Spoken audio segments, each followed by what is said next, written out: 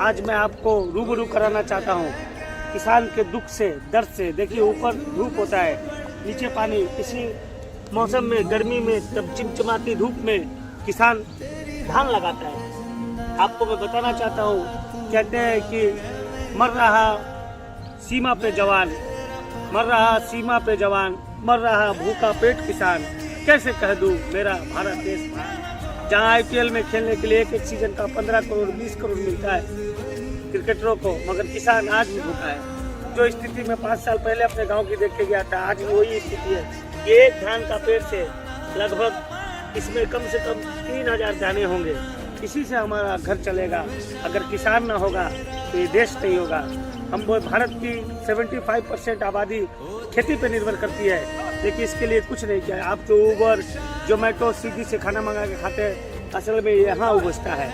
अगर यहाँ ये उगेगा नहीं तो वहाँ मिलेगा नहीं। और खाने का और धान का, चावल का कोई विकल्प नहीं है जब तक इसको किसान उपजाएंगे नहीं। आप दूसरा ऑप्शनल जैसे सीएनजी, पेट्रोल, डीजल, बैटरी का ऑप्शन है, लेकिन खाने का कोई ऑप्शन नहीं है। इसलिए किसानों का सम्मान कीजिए।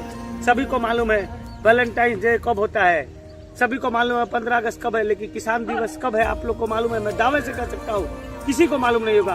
23 दिसंबर को किसान दिवस होता है। लेकिन भाइयों सीधा दिखाओ। लेकिन भाइयों आपको क्या बोला हूँ, ये हमारे देश की रोनी है कि सियासतदान किसानों के बारे में नहीं सोचते। किसान कल भी गरीब था।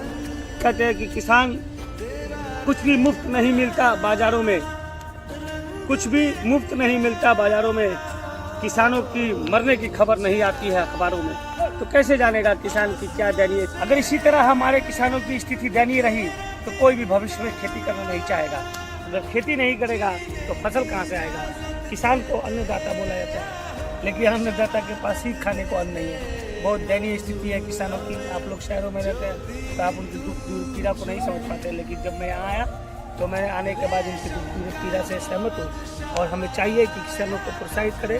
सरकार को चाहिए कि किसान को सब्सिडी दिया जाए और तरह तरह की छूट दी जाए। अगर किसान नहीं होगा तो ये देश नहीं होगा, इंसान नहीं होगा, कुछ भी नहीं बचेगा। क्योंकि कोई भी कंपनी, चाहे विप्रो या सॉफ्टवेयर, माइक्रोसॉफ्ट, एप्पल, वो रोटी डाउनलोड नहीं कर सकती। रोटी किसान ही डाउनलोड करता है। तो हमारा देश एक कृषि प्रधान देश है।